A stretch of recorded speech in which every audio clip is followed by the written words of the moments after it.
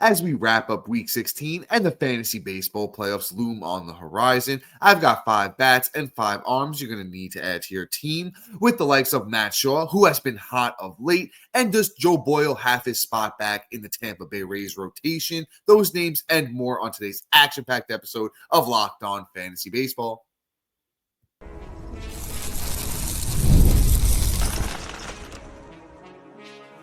You are Locked On Fantasy Baseball, your daily fantasy baseball podcast. Part of the Locked On Podcast Network, your team every day.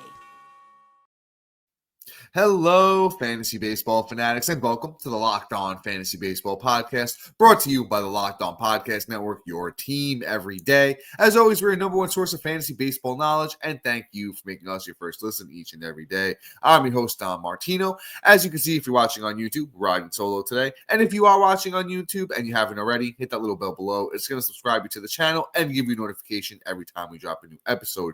Or if you're listening on the audio side of things, please make sure you subscribe.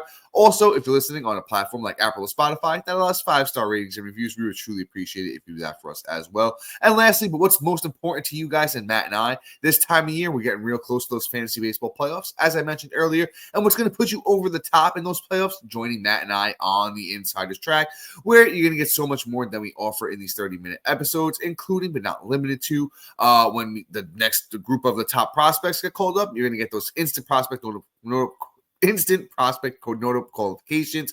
You're not getting those anywhere else in the league because, of course, it's coming through text messaging alerts going right through your phone. And as I mentioned earlier, just so much more than we can in these 30-minute episodes. So if you're interested in joining us on the Insider's Track, the link is available anywhere you're watching, listening, and it's available on any of our social media platforms. And today's episode is brought to you by Game Time. Download the Game Time app, create an account, and use the code LOCKEDONMLB for $20 off your first purchase. And all right, guys, let's get into it here. 10 names as we wrap up Week 16. Damn, we're almost getting to those playoffs, dudes and ladies, and, whoever's listening out there.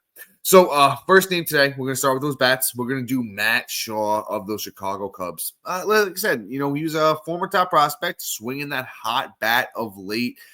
His last, honestly, pretty much going back to July 18th, 1 for 3 with the steal. After that, July 19th actually came off the bench in that one, went 2 for 2 with a homer, 1 for 2 the next day. July 21st, 2 for 4 with a homer and 3 RBIs. July 22nd, 2 for 4 with a run, an RBI, and a steal. And on July 23rd, 1 for 4, another homer. So Shaw starting to get a rock and roll, and we're starting to see that power stroke. He has a nice power speed combo that he showed off in the minors, has really yet to get it done in the majors with that 221 batting average.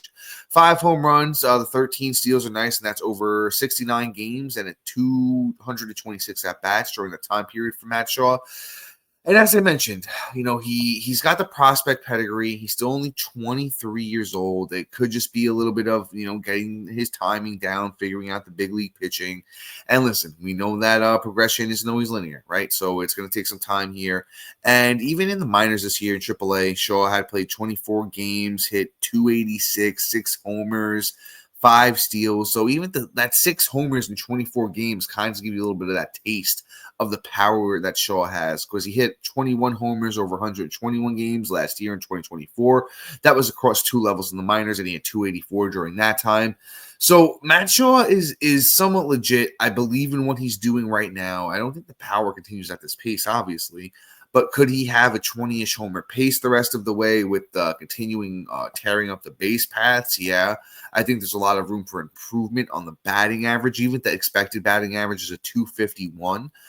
So he's hitting 221 so far, so that's 30 points off. And he has Matt Shaw has second, third short eligibility on Yahoo, so that's really nice. He's only 25% owned at the moment. You gotta love it. He's widely available. He's hitting 9th, so I think the runs can continue to be there for Shaw. He has 32 runs on the year through 69 games played. That's not a horrible pace. So I like that for the young Matt Shaw. I think he's going to get things going. Could be in for a nice little finish to the season here, and kind of want to get ahead of that curve, because if Shaw's playing every single day, he's stealing bases, he's hitting home runs, has that power speed combo. There's a lot to love there, and you love the position eligibility on Yahoo for Matt Shaw, which is once again second, third, and shortstop. Let's keep things going here. Let's talk some Colson Montgomery of the Chicago White Sox. One of their top prospects that got the call, and he's been heating up. Finding once again a young player, finding their rhythm, starting to get things figured out here in the bigs. Has homered on back-to-back days here on July 23rd and 22nd. You'll love to see that from him. Went 2 for 5 on that game on July 23rd with 2 runs and 5 RBIs. And Montgomery, through 16 games played here in the bigs with the White Sox so far, he has a 275 batting average, 6 runs, 2 homers, 12 RBIs. Not looking too shabby, to be honest. And, Montgomery himself was, a bit of a higher end prospect a couple years ago. He's moved down to the 85th prospect in all of baseball. But hey, that's still pretty good. It's a top 100 prospect to me. Hey, listen, that's not so bad. He was, having a really tough go of it in the minors this year in AAA and in rookie ball. So, kind of surprised to see him here in the bigs now. But I guess the White Sox want to see what they got, in the kid. And he's really, taking the lead by storm so far through his first 16 games. Now, we haven't seen a lot of prospects come up and thrive like this, so far this year. Even some of the bigger names, even look at like a Jack Caglione, who's still not, performing spectacularly. Nick Hurts doing a little bit better. But, a lot of these guys have come up and through 16 games, still have a plus batting average, starting to show off that power stroke, 12 RBIs through 16 games on a bad White Sox team. Super impressive. Third and short eligibility on Yahoo for Montgomery. 4% owned. So he's out there everywhere. So if you guys are playing the deeper leagues, Montgomery's out there, man. Honestly, I'm recording this here on a Thursday night, and I might have to go out there and throw a sneaky ad on him. I'm actually checking where he's available in my league, so I practice what I preach. I think there's definitely a league where I'm going to have to snag Colson Montgomery. I'll say that much. So guys go out there and get snag him. Actually, before I move on, we did talk about it. Let's actually talk about some of the good before we move on. Some of the good seasons Montgomery has had in the minors, to talk about the prospect pedigree and why he was so good. Hit over 274 from 2021 to 2023. Love that. The power stroke, 11 home runs in 2022. That was across 96 games. He had 8 home runs in 64 games in 2023. As for the speed, he's not like a super, speedy guy, but he could steal a bag here or there. So plus power, speed is, moderate. Not going to go out there and expect him to steal too many bags, and he, maybe 260, 270 guy, if he can really keep the momentum that he has going now. But I will say this, if you play in like a dynasty league, a format like that, maybe it's the time to trade Montgomery, because I don't know if I believe in him long term, but a nice little sneaky pickup now to at least juice the orange on. Let's sneak one more guy in here before we, take a little break. Let's talk about Chandler Simpson again, man. I don't know how many times Chandler Simpson has to be on the Must Add Players episode of this podcast. It's just getting a bit ridiculous now at this point in the season. He's been called back up for a bit now. Moved him to the leadoff spot the Tampa Bay Rays have. On July 23rd, his last game, he went 3 for 5 with 3 runs and a steal. The game before that, on July 22nd, Chandler Simpson 1 for 3, 3 steals.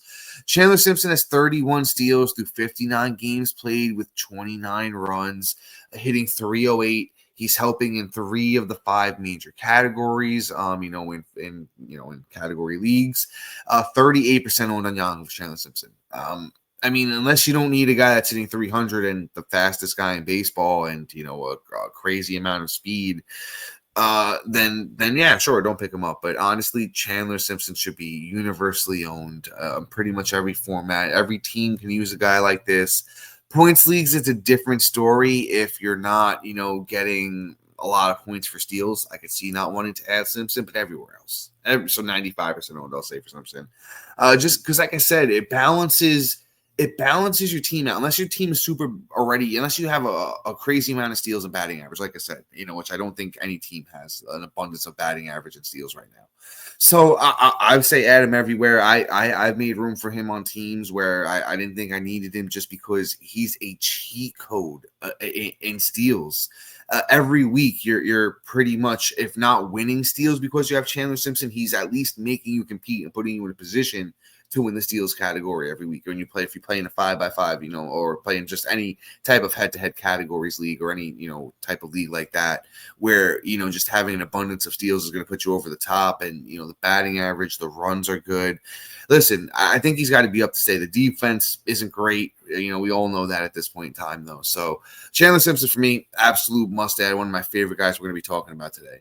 But before I move on, and is Jordan Walker a thing again? And Drake Baldwin's been hitting great in Atlanta. Then we'll move into the pitcher half. We'll talk names like Joe Boyle and more coming up next.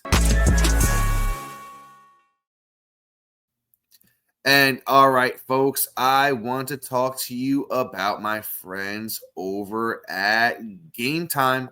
And listen, there's nothing better than catching an MLB game live, right? Come on. We all love to go to a live game, the crack of the bat, the roar of the crowd, and the smell of the ballpark food.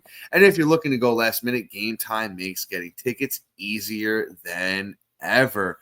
With last minute deals, all-in pricing, and a lowest price guarantee, Game Time takes the stress out of buying MLB tickets. Plus, the ticket prices drop as the game time gets closer, meaning you can score an incredible deal. Listen, if you want to do a spontaneous game night, I love to do that from time to time with the wife. We'll grab some last minute tickets, and Game Time always has the unbeatable prices, which means more money for food and merch. And then Game Time's, their picks feature, it makes it so easy to find the best deals. It's literally effortless.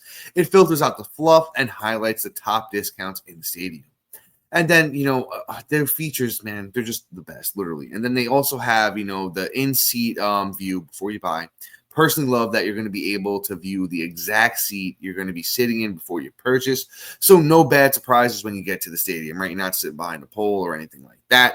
So take the guesswork out of buying tickets with Game Time. Download the Game Time app, create an account, and use the code Locked on MLB for $20 off your first purchase. The terms always apply.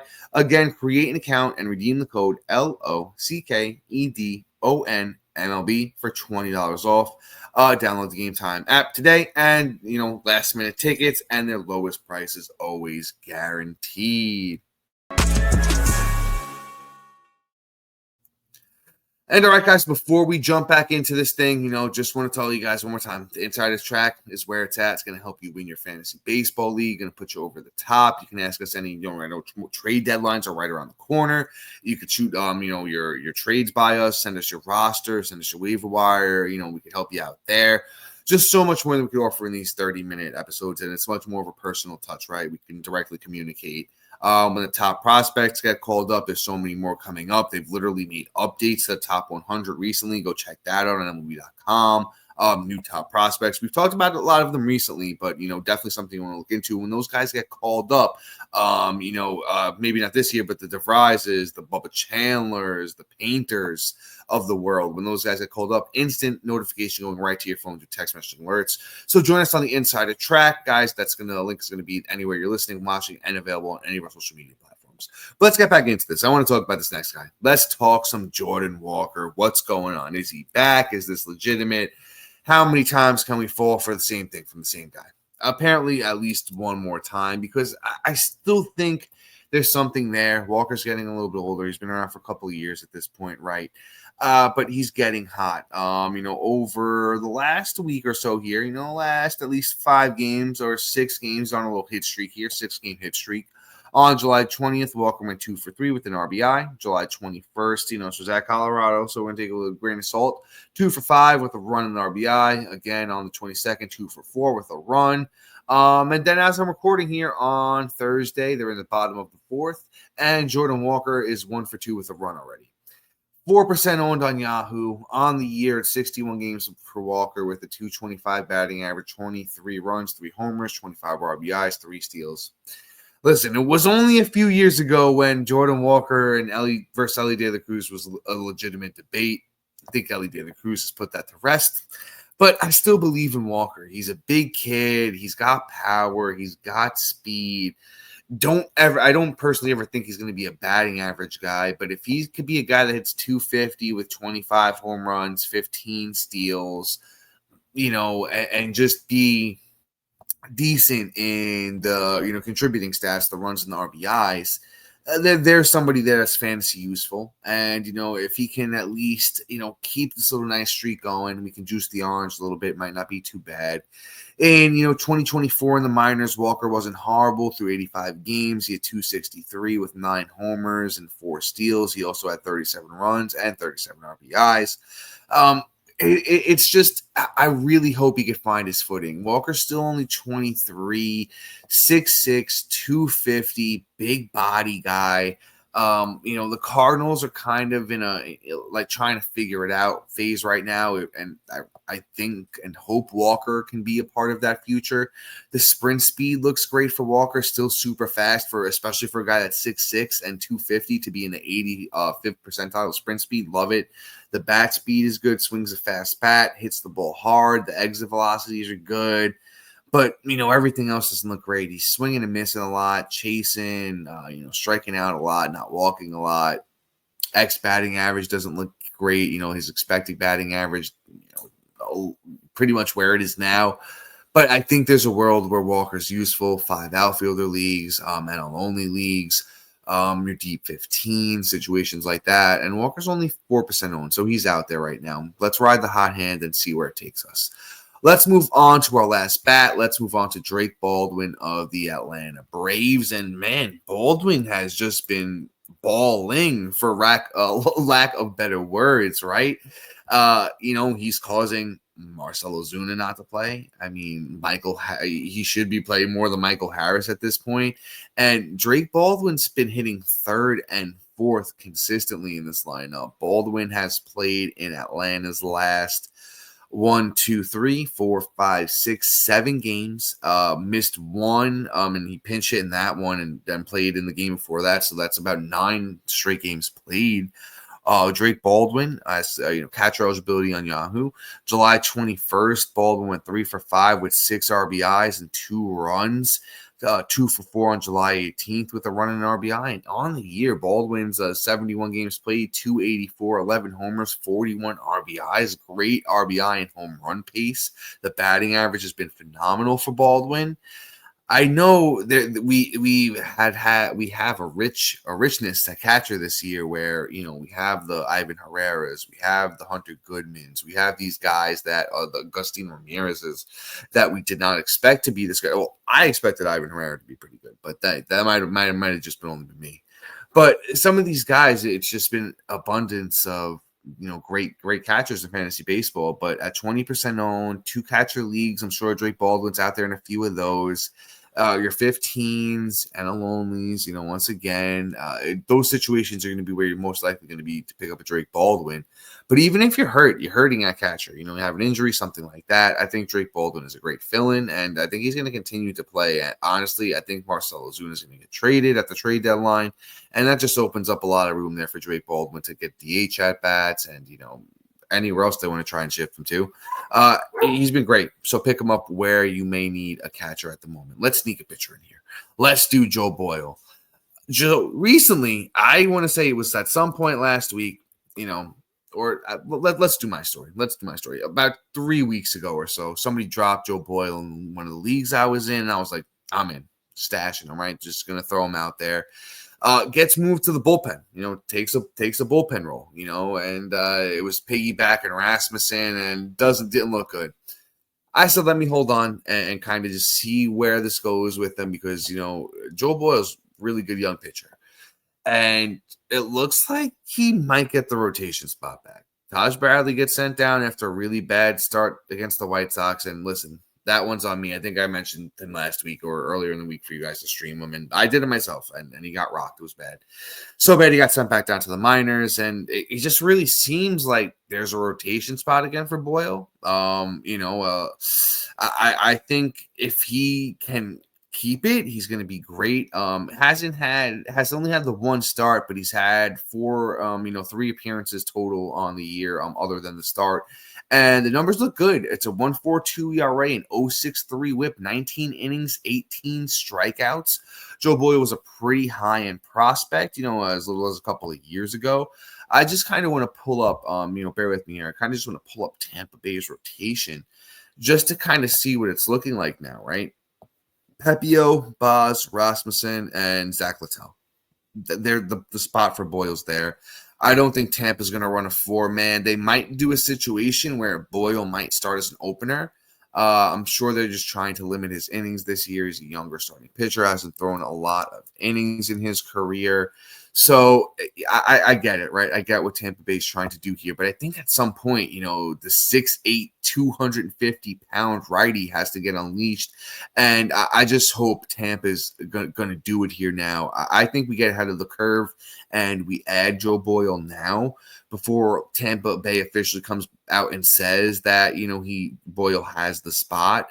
I don't see what else Tampa Bay is going to do with that fifth rotation spot at the moment other than let Joe Boyle go out there and do it. I kind of just want to talk about how good Boyle has been in the minors real quick before we keep things pushing. 14 starts in the minors this year for Boyle. It's a 1.85 ERA, 73 innings pitched, 96 strikeouts, and an 0.98 whip. Boyle's taking it to another level this year, so I don't think there's any reason not to go out there and add Boyle. And then once again, Boyle is 15% owned on Yahoo. If you're hurting for pitching right now, he is an absolute must-add. Go out there and snag him before that news that he's back in the rotation officially breaks, which I think it will sooner than later. And guys, before we keep things pushing and we finish up the episode with names like Edward Cabrera, his former teammate Trevor Rogers, and those names and more coming up next. And all right, guys, today's episode is brought to you by Game Day Hue and their perfectly designed hats. Game Day Hue makes clean, no logo gear with team-inspired colorways for every pro and college fan base. It's all about letting your colors speak for you. No giant logos, just smart, versatile style that works on game day, on the course, or anywhere in between. Me personally, I love rocking it on the course. It's subtle, stylish, and I can still rep my team, right? It's nothing better than that. The hat pairs perfectly with my usual gear. It doesn't replace my team logo stuff. It just adds to the lineup. I personally have worn mine to tailgates, tea times, and just, when you're out running errands, right? It's super simple, and I always get compliments on it. And listen, guys, gotta throw this out there too. It's not just the hats. They also have split shade gloves made for the golf course, or the perfect gift for a fan who already has everything, right? And their gloves are absolutely amazing. Take it from me. Right now, you can get 15% off with the code MLB15 at GameDayHue.com. That's GameDayHue.com. The code even stacks on the bundle deals, right? Come on, nobody else is doing that. So now's the time to load up, let your colors talk, because colors speak louder than words. And once again, that's Game Day Hue, code MLB15.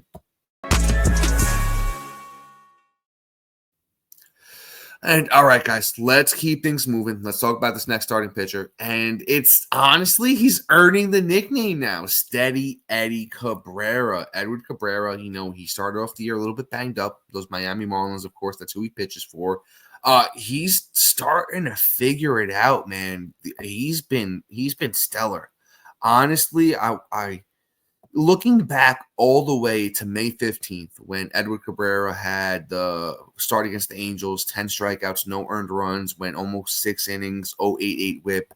He's been pretty solid since then. Don't get me wrong. There's been a few clunkers mixed in here or there, but he's been going deeper into games, a bunch of 6-inning, 7-inning starts. He's been doing against better teams like Milwaukee, had a good start against Philadelphia, who could be a deadly lineup on any night. I like what Edward Cabrera has been doing this year, man. And then the strikeouts have been coming back a little bit too, because I know he wasn't really striking guys out earlier in the season, trying to figure things out, but the Ks have been coming back up. Look at the numbers on the year. Just not bad at all. 17 starts for Edward Cabrera, a 3.48 ERA, a 1.24 whip, 88 innings pitched, 92 strikeouts. I honestly love it. 41% owned for Edward Cabrera, too. Feels a bit low for me. That's the ownership percentage on Yahoo, which is, we usually basing stuff off here on the Locked On Fantasy Baseball. And then even his last start against the Padres, good team. 5.2 innings pitched, gave up an earned run, 6 strikeouts, got the win, 0.88 whip. Been throwing out there some quality starts too. Has 3 quality starts in his last 6. So, half of those have been good. And then even in the ones where he didn't get the quality starts, it was a 5.1 inning start. The last start that I just mentioned wasn't a quality start because he only went 5.2. So there was 2 starts that were very, very close to being quality starts for Edward Cabrera out of his last 6. So it was almost 5 out of the last 6 for Cabrera there. Just a good young starting pitcher, starting to figure things out. Miami has been notoriously good with developing starting pitching over the year. I think Jose Fernandez, the guy we're going to talk about next, Trevor Rogers, had a nice little run there. Sandy Alcantara had a pretty good run. No, he was originally with the Cardinals, but, Miami's the, team where he really flourished. So Miami has been pretty decent with starting pitching there of late. Edward Cabrera started to look really good. Trevor Rogers, just mentioned him. Let's get into it. Let's dig in, man. He's been really good for Baltimore so far this year, right? On the season for Trevor Rogers, let's do the full season numbers because they've been really good. 7 starts, 3 wins, 1.74 ERA, 0.87 WHIP, 41 innings pitched, 35 strikeouts. The strikeouts haven't been great for Trevor Rogers, right? But, everything else looks really, really good. His next start, July 26th against the Colorado Rockies. That's a layup if I've seen one. 52% owned for Rogers. It's been going up, with the start coming up, so he might not be out there in every single league. But you know what? We've had some deep cuts on the episodes today, so I do apologize for a little bit higher ownership here at Rogers. But man, it's working for him this year. I like the way a lot of the underlying work I like the way a lot of these underlying stats look here for Trevor Rogers. Getting a lot of ground balls. He's not getting hit very hard. The expected ERAs at a 3.20. Pitches are getting good movement on them. If we dive a little bit deeper into, these pitches just to see exactly what's going on here. The fastball velocity looking pretty good. Up from last year, about up almost 2 miles per hour on the fastball. The pitch mix too, he's really just kind of shifted a few things there. He's throwing the changeup a little bit more at 23%, and moving the percentage of the sinker down. He threw the sinker last year at about 24%, only 18% this year, and just getting really, really good results on all the pitches too. His 3 main most used pitches, the fastball, changeup, and sinker, all getting hit under 170 batting average against on all of those pitches. So Trevor Rogers out there getting good results. He's 27. He's still fairly young. It's believable that, he might just be fully healthy for the first time in a few years and feeling good. And Baltimore helped him, maneuver a couple of things that worked for him. So I want to own Trevor Rogers right now, especially going into this start this weekend against the Rockies in as many leagues as I can. Trevor Rogers, 52% owned on Yahoo. Baltimore Orioles starting pitcher. Got to add him. Let's move on to this next guy, Brandon Walter, who I know I talked about him, I want to say about 2 weeks ago. We kind of just did a little check-in because he had been so good, of late. A young starting pitcher here for those Houston Astros. And another kid who's just been really, really good so far this season. 9 starts for Walter on the year, 3.35 ERA, a 0.93 WHIP, 53 innings, and 52 strikeouts. Was great in his last start against the Diamondbacks, went 7 strong, 5 strikeouts, 1 earned run, 0.71 WHIP, quality start. Time before that, went 6 innings against Seattle on July 18th, 1 earned run, 7 strikeouts, 0.6 WHIP. The control for Brandon Walter has just been absolutely phenomenal. He's 26% owned on Yahoo, and his next start looks like it's coming against the Athletics. Let me just do a little bit deeper diving here to confirm if that's where Walter's next start's going to be. And that's honestly not a bad matchup at the moment. Not a bad matchup. Oh, no. Looks like he gets the Nats. Apologize. A little bit not as juicy as a matchup as the Athletics, but, get past James Wood and Abrams, and, there's not a lot else going on over there. So I think Walter could handle it. He's, like I said, 26% owned on Yahoo, widely available. So, if you missed the Trevor Rogers and the Cabreras, I like Walter a lot. Let's go with this next guy, last guy of the episode, injury replacement here. Seranthony Dominguez, also of, those Baltimore Orioles. The thing is, it looks like Felix Bautista is banged up. He has officially been placed on the 15-day IL. Shoulder issue. You hate to hear that. Bautista was having a nice little year, was really figuring it out. 19 saves, 2.60 ERA, 113 whip, 34 innings, 50 strikeouts for Bautista. Damn, that is a tough loss, especially for Bautista owners. I think Dominguez is next up. I forget what the other kid's name over there is, but he got hit around a little bit last time out. Dominguez has been decent on the year. Already has 2 saves and 2 wins, 3.40 ERA through 41 appearances, 134 whip, 39 innings, 51 strikeouts. He's 10% owned on Yahoo. I don't think they've officially said anything. Tony